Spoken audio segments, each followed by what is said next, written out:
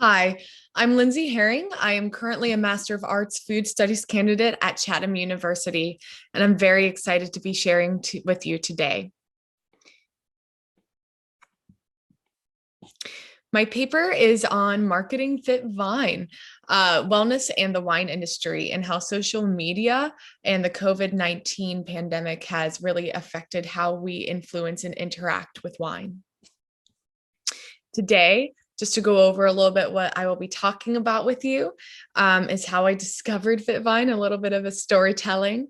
Then I will move into the three wines that I examined. I will go into the methods and the research, as well as how and what is marketed.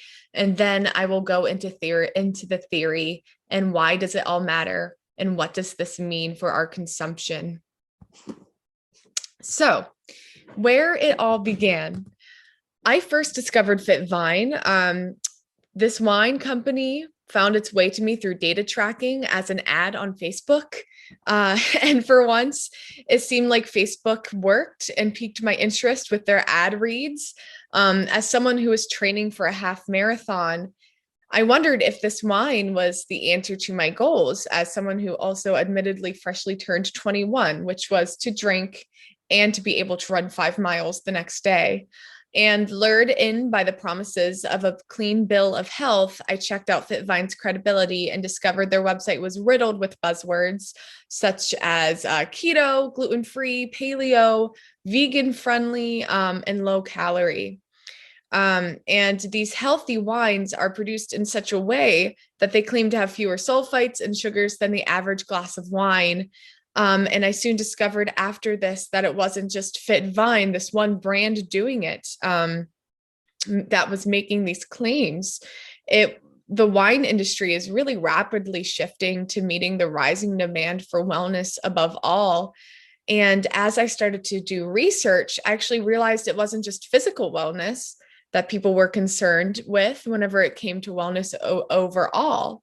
After my introduction to FitVine, I started seeing health-centric wines in every grocery store or online.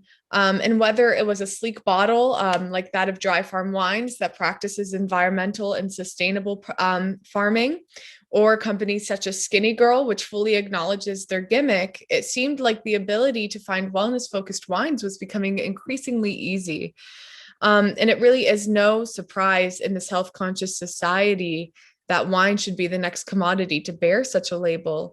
Wine companies are quickly meeting the rising demand for wellness-centered living, and successfully too. In this paper, I examined how the wellness category for wine grew so quickly and why the shift was needed at all. To be profitable, companies must adapt to what is in demand, and society is shifting, and the wine industry has astutely been able to keep up. And whether it be through physical fitness, spirituality, or environmental concerns, as we connect through wellness by way of commodity, wine companies are quickly adapting to meet consumer demands and interests. Moving natural wine towards the wellness market positions it more of a lifestyle brand than an alcoholic beverages. And wine brands are now bearing labels, like I said, such as sustainable, low carb, low sugar, as a way to respond and connect to the overarching trend of wellness. They understand their customers and are marketing to them effectively. And after doing this research of understanding this connection of wellness and wine consumption, and how it is geared towards us and marketed towards us, it made me curious as to how we consume alcohol through how it's marketed, sold, contextualized, and narrated. And I also wanted to understand how the COVID-19 pandemic and the increase of alcohol consumption over the past year has affected this ideal of wellness. So the three companies that I researched and used as examples of how wellness is really influencing wine and the companies that produce wine. First, I had to include FitVine, the one that started it all. They are really geared towards the fitness enthusiast. Their logo even features a man running glass in hand. They share the amount of sugar, calories, carbs per bottle, which further draws those who are concerned with wellness and physical wellness to their brand. The next brand that I looked into was Wonderful Wine Co. They are sold through Winc, which is a popular online wine delivery club, which really grew in popularity during the COVID-19 pandemic as people were searching for online delivery services. The company is even endorsed by Gwyneth Paltrow's wellness company, Goop, furthering that community draw of spirituality and wellness through how we consume and engage with consumers' products. And it does practice sustainability and environmentally focused practices such as packaging and production. And lastly, I use Dry Farm Wines as an example of environmentally forward wines, and how environmentally forward wines engage with wellness as well. They have celebrity endorsements such as Dave Asprey, who is the founder of Bulletproof. And they have other celebrity endorsements as well. People who are engaged with keto, paleo, doctors saying that this wine is really great for you. So, like I said, these are the three main wellness values that I discovered that were marketed in the wellness industry, in the wine industry, sorry. There has been an increase in demand for functional foods in the past few years. Health claims and beverage products acknowledge this and are encouraging the use of products that guarantee specific health benefits. It is illegal in the US to advertise any health benefits of wine. So brands have been noting that consumers are increasingly attracted to descriptors such as gluten-free, low carb, low calorie, and organic. And like I said, alcoholic beverages are exempt from laws that require nutritional information on food. Adding alcohol facts labels would give consumers clear information about alcohol content, serving sizes, calories, ingredients. Which is why FitVine does engage with nutritional labels to further their nutrition information and engagement with those concerned with physical wellness. For those who are unaware of the caloric content and other nutritional information of wine, this lack of knowledge can give wine companies a boost if they are marketing themselves as healthier options than other brands by way of labeling and marketing and engagement. One way that companies are connecting wine through wellness is through social media, specifically through influencers.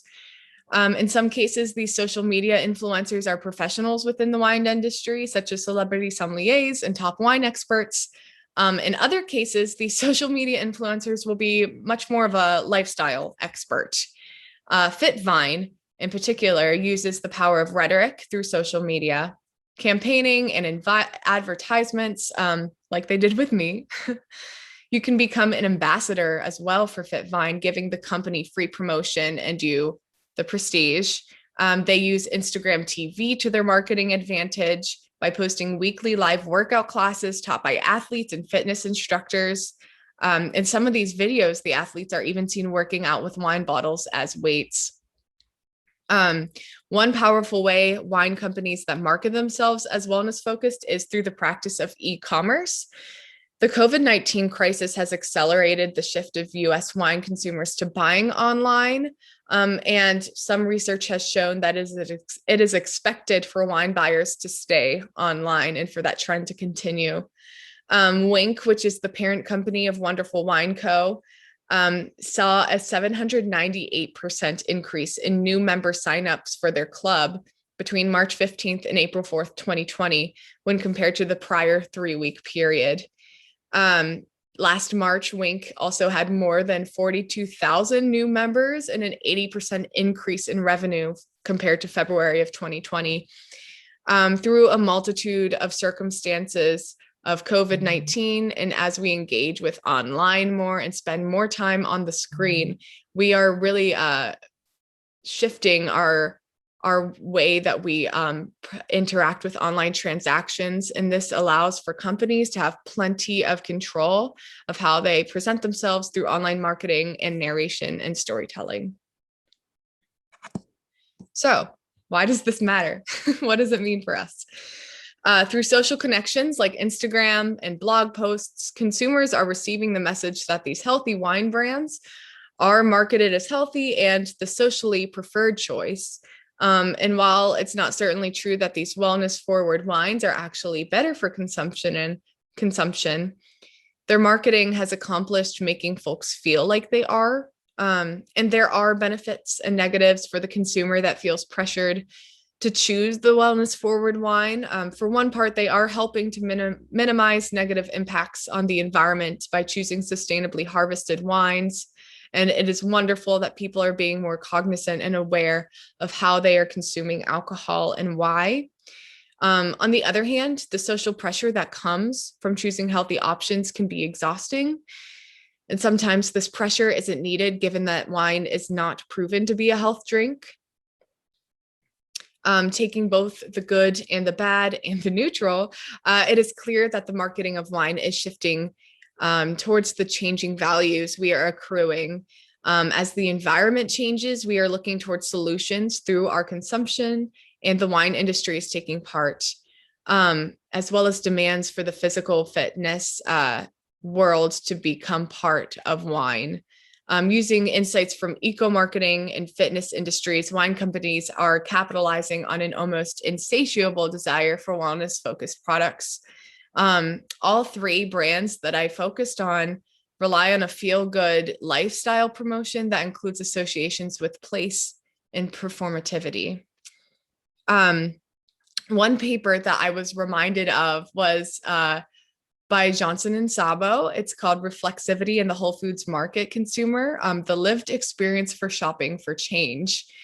This paper drew from in-depth interviews with shoppers at Whole Foods markets, which is the retail grocery store, with the stated goal of making consumers feel good about where they shop. Marketing ideas of how we consume through the lens of wellness. This paper found reasonings as to why folks prefer to shop at Whole Foods, overwhelmingly saying it made them feel better about themselves through how they choose to shop. This marketing and consumer engagement with the corporatization of ethical consumption, and as we move to both materially and symbolically consuming, institutions are really gaining part on it. And it is through the performatory sense of wellness through consumption that this paper researched, and that I also saw in many of the wine companies that are claiming wellness. And it really engages with this bigger idea of how we consume alcohol through how it's marketed, sold, and contextualized. It's an interesting dynamic as we move forward through the COVID-19 pandemic in relation to wellness and consumption. In the first few weeks of lockdown, actually, alcohol sales jumped from 54% over the previous year. A September 2020 study found that alcohol consumption was up by 14% compared to 2019. Research shows that those experiencing stress often report increased alcohol consumption and misuse. And when individuals experience periods of economic or psychological or physiological stress, they often consume more alcohol. And this results in increased symptoms of alcohol abuse and alcohol dependence. And during COVID, the resources and activities individuals engage with in order to reduce stress and improve our well-being and wellness have been significantly altered and sometimes removed altogether. And this is interesting as we have an increasing amount of wine companies that are jumping on the wellness train, looking to market themselves as healthy choices when we are also increasing our drinking overall. It's an interesting conversation as wines and other alcoholic beverages become promoted and marketed as fortified health drinks aimed at increasing overall wellness. But this increased alcohol consumption over the past year has been quite detrimental to some people's health, as people use alcohol consumption as a way to cope with stressors. And then there is the matter of the messages sent around alcohol during the pandemic, that it's essential that we have some kind of right to be able to buy it, and that drinking is valid as a means of coping. Alcohol is readily available and is heavily marketed as a normal way to cope with stress. Ads for it have been increasingly popped up on my social media. Quarantine cocktail parties, wine nights, and gatherings on Zoom has become popular over the past year, as well as delivery services of alcohol, such as Wonderful Wine Co. to homes. And this research of how wine companies narrate themselves as wellness forward are really reminiscent of a concept by Kate Sofer titled Alternative Hedonism. And it relays interesting concepts of environmental wellness in relation to personal wellness, as we, over the past year, have been increased in stressors. Sofer's concept of alternative hedonism, it uses our existing lack of satisfaction with consumerism, capitalistic stressors, and work-induced time scarcity to point to more fulfilling ways of living within ecological limits and environmentally friendly limits. This is seen through people looking to simplify and minimalize their lifestyle, and wine companies are marketing their products towards this ideal. In this paper, Kate Sofer explored the ways in which countering capitalistic consumer culture can make us feel better, bring us together socially, and deliver a more just, sustainable economy and society. In one quote, I saw that she stated that the presumption that more sustainable consumption will always involve sacrifice rather than improve well-being needs challenging. And through this paper, during COVID-19, as we navigated wellness during exponentially increased times of stress and insecurity, and as we further our engagement with environmentally friendly practices through consumption, wine companies are capitalizing on that and marketing their products to us through the use of social media, rhetoric, and branding. There's still a lot more I would like to know about this relationship between wine and wellness and how it has shifted so rapidly over the past few years. This really was an introductory lens and research for me, so I would love to engage with it more should I ever get the chance. But I wanted to thank you all for listening, and I look forward to speaking to you more about it soon. All right, thanks.